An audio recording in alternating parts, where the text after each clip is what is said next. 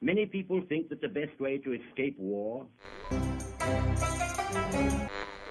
This is The Playback from Arrow Podcast Network and Red Hawk Radio Theater.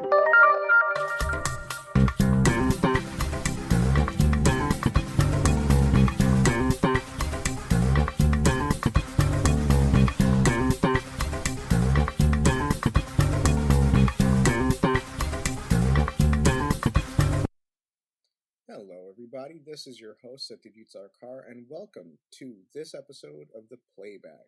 Today we have with us Maggie McArthur. Hi. So, this show that we've started is all about listening to new podcasts or listening to podcasts that other people might necessarily not have heard of, and talk to people within the audio drama world. So, I would like to start off with a show that I listened to recently.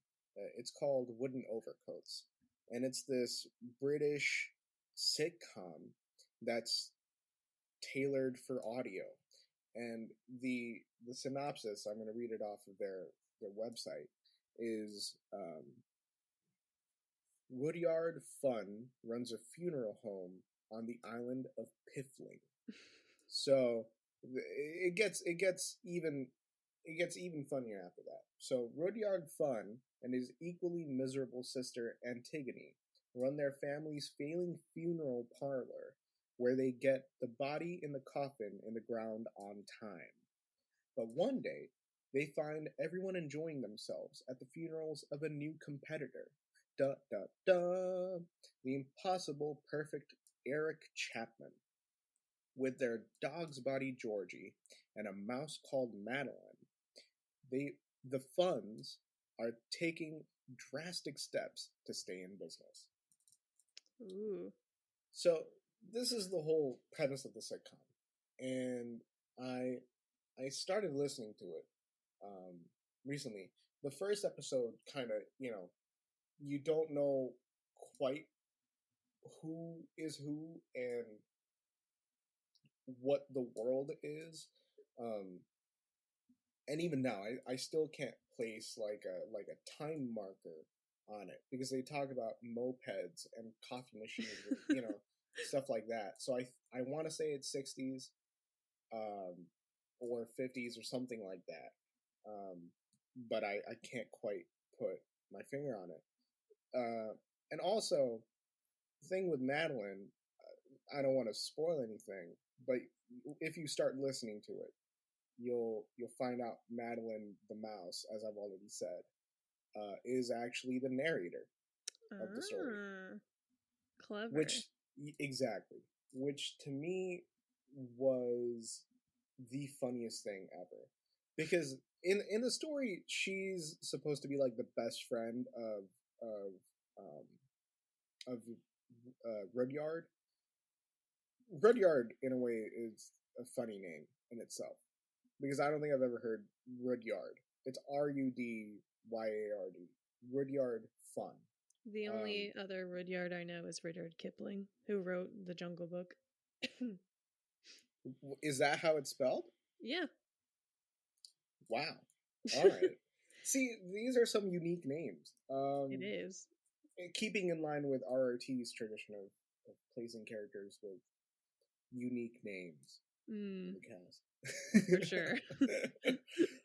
If anybody hasn't listened to Pericles Penceworth, please do.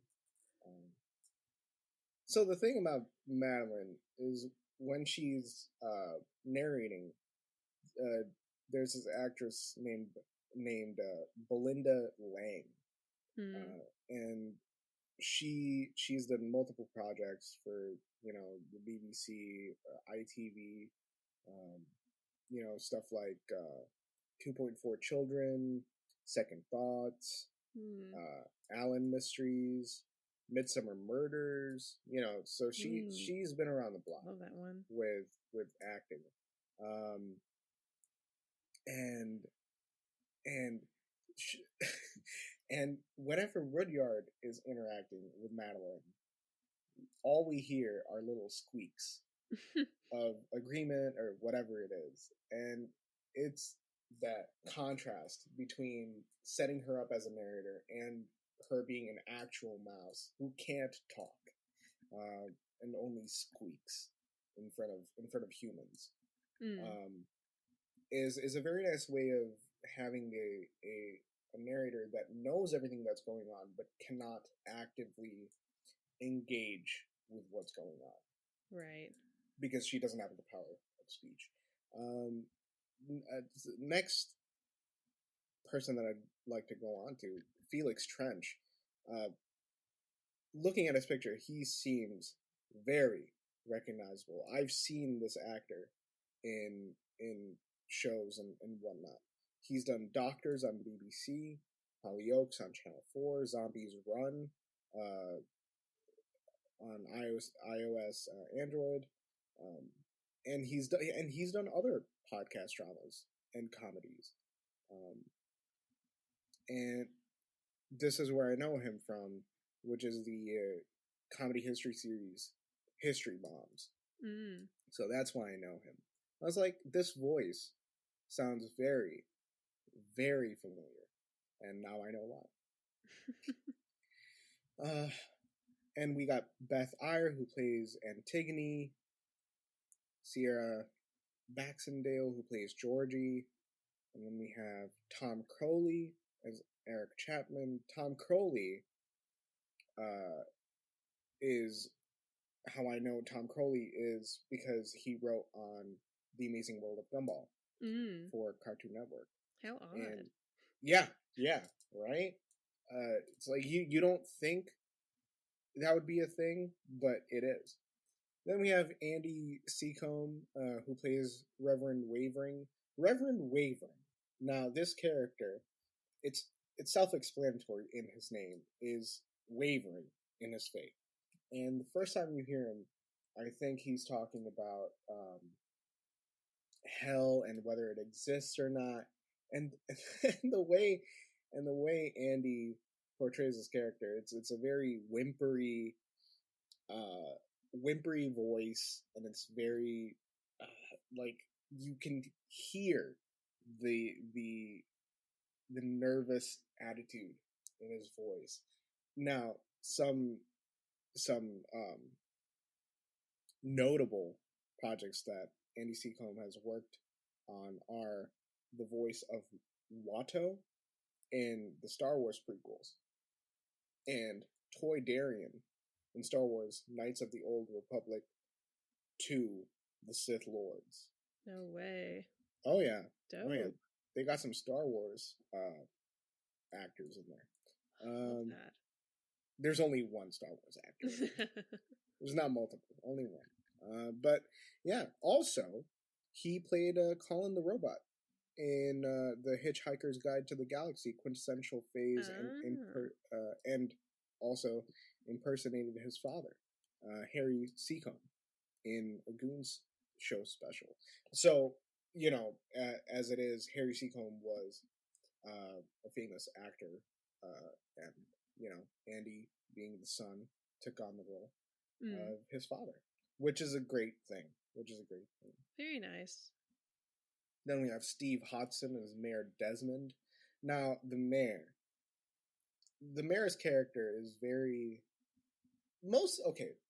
thing with a sitcom is all these characters are meant to be comedic relief. But with the mayor, he's the sort of the dim character of the cast, where he can roll around anywhere, and he won't remember things.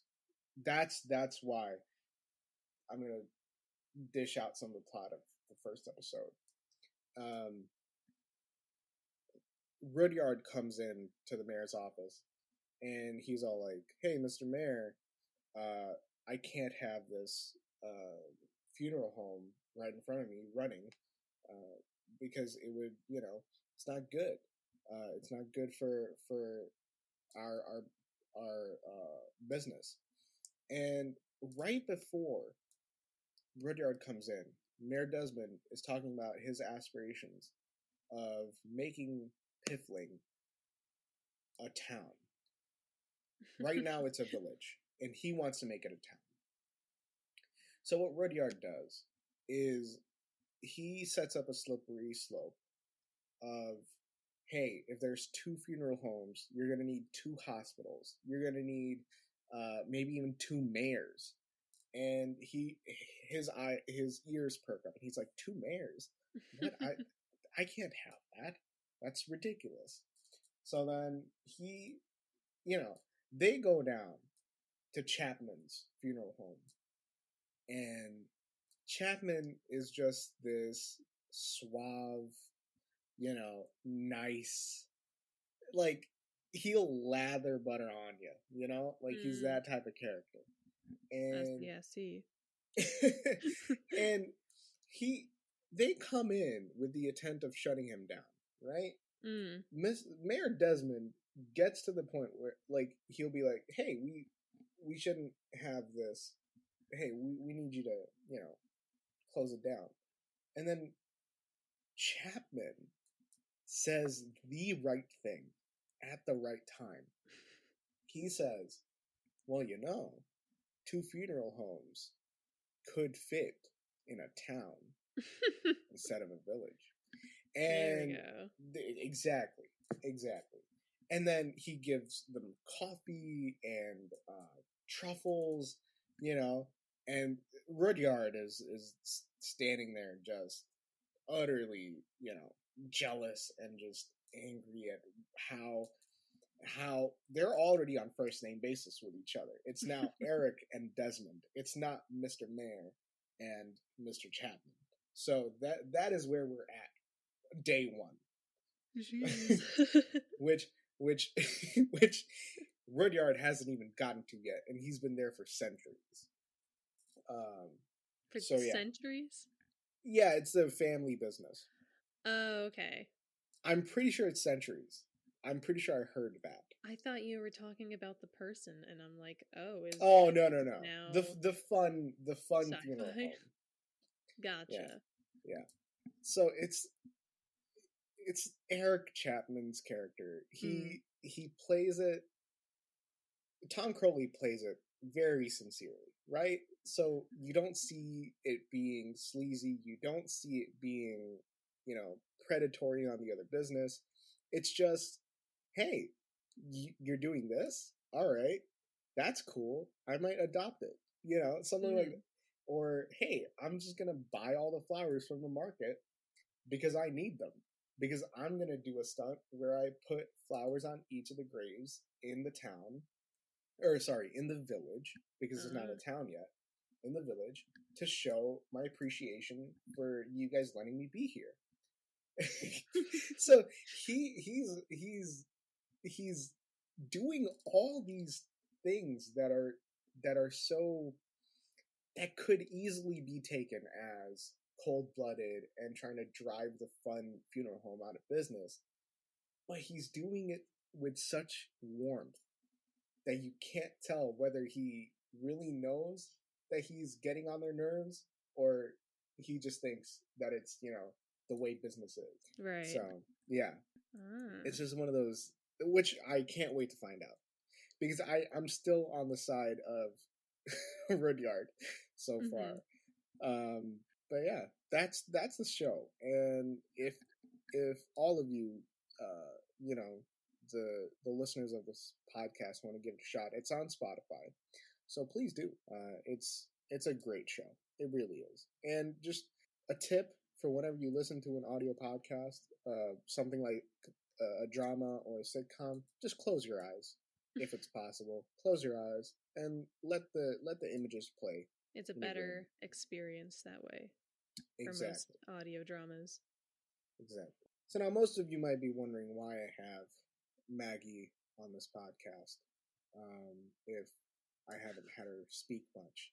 The reason why I have Maggie on this podcast is because she is one of our, I would like to say, experienced and esteemed voice actresses. Why, thank you. at RRT, and I just wanted to chat with Maggie a little